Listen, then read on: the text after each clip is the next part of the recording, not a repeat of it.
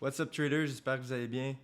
Donc cette semaine, on est ensemble pour la vidéo de l'analyse technique de la semaine du 19 juin. Et donc sans plus tarder, let's go sur les charts.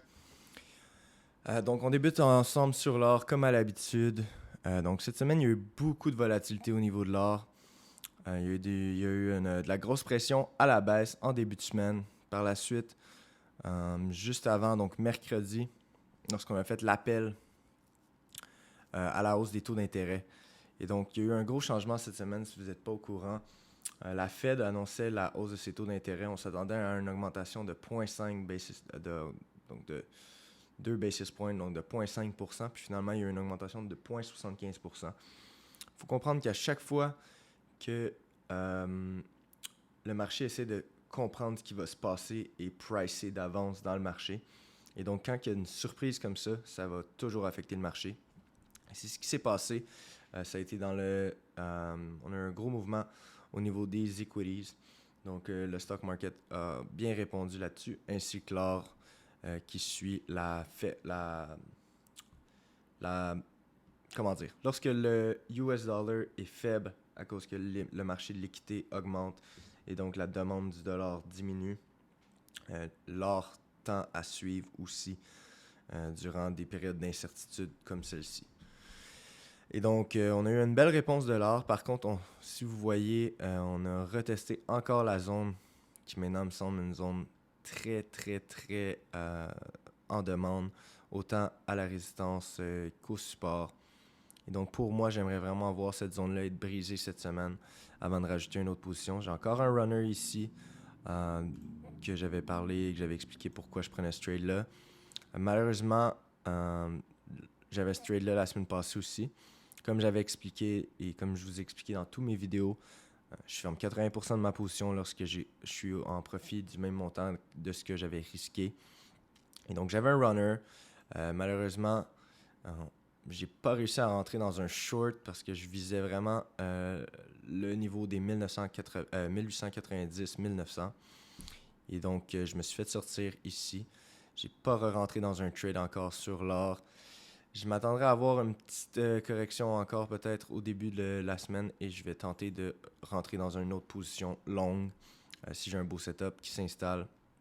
Pour moi, c'est inévitable on doit aller tester les 1900 même s'il y a un plus gros downside à venir.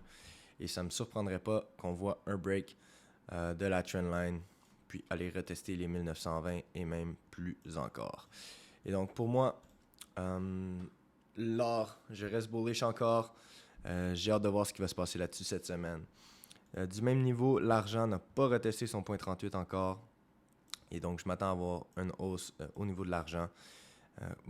Croyez-moi, si l'or augmente d'une façon significative, je ne serais pas surpris de voir l'argent exploser cette semaine aussi, ou dans les semaines à venir du moins, vers de plus haut sommet. Niveau GBP, GPY, donc j'en avais parlé lors du dernier breakdown, on était ici sur la correction. J'avais parlé que je visais le point 38 ou le point 50. Et écoute, il y a eu beaucoup de choses qui s'est passé. On a eu un gros, un peu comme sur l'or, on a eu vraiment du gros slippage. Donc on a été chercher beaucoup de stop loss. Et donc finalement, on s'est arrêté sur la 100 en daily. Mais il faut comprendre que le mouvement est encore très intact. Et donc pour moi, présentement, ça ne m'intéresse plus trop de trader. J'ai encore des buys ici qui run.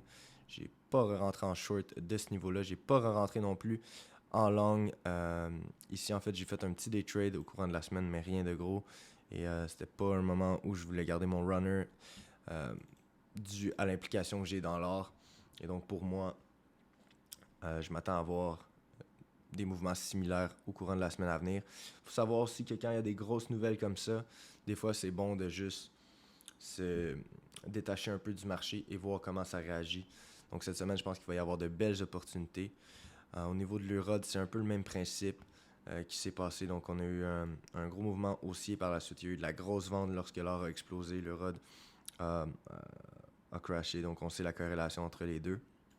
Par contre, il faut savoir qu'en ce moment, on semble vraiment se créer un gros niveau clé. Donc juste ici, on semble vraiment tenter d'avoir un gros niveau clé. Et pour moi, si maintenant, vous savez, j'ai encore un short ici.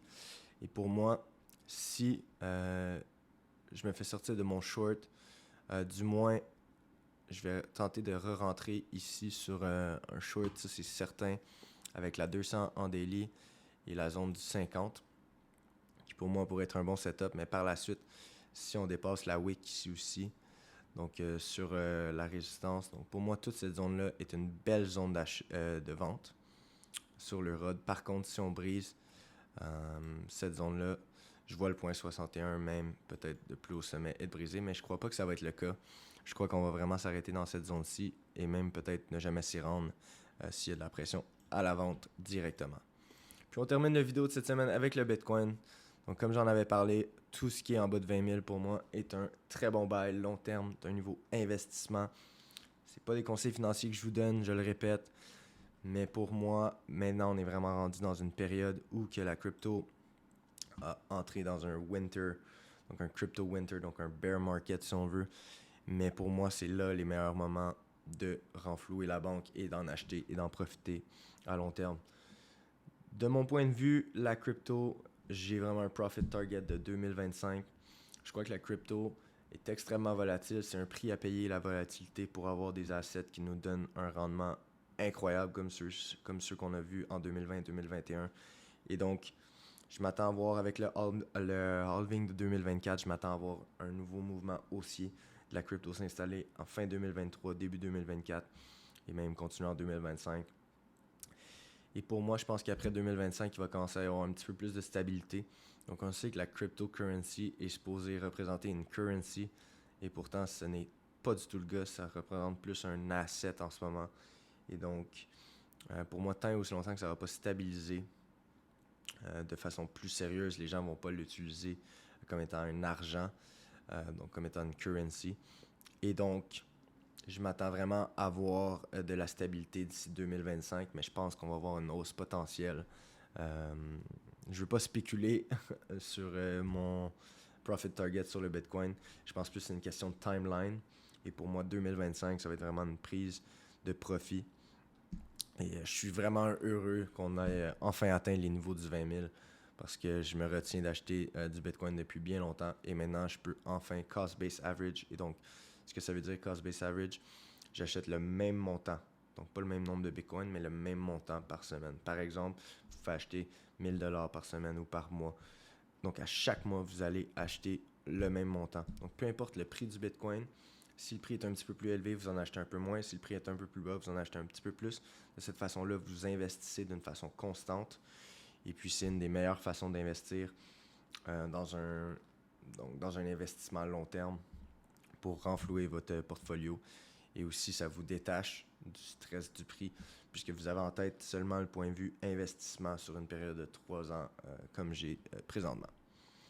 Donc, merci à tous d'avoir regardé cette vidéo-là de cette semaine. Donc, on se garde ensemble. N'hésitez pas à aller voir mon premier vidéo à titre éducatif. Je l'ai posté hier. Et donc, c'est une vidéo où je décris comment je fais mes analyses techniques de A à Z. Et donc, c'est un beau petit vidéo si vous êtes débutant ou intermédiaire pour vous pratiquer à bien comprendre comment faire une analyse technique et identifier des zones de confluence. Et puis, n'oubliez pas de vous abonner à ma chaîne. Je fais des vidéos comme celui-ci à chaque dimanche. Et puis, je vais mettre d'autres vidéos à titre éducatif pour vous aider à grandir dans votre trading. Merci à tous. Bonne semaine de trading.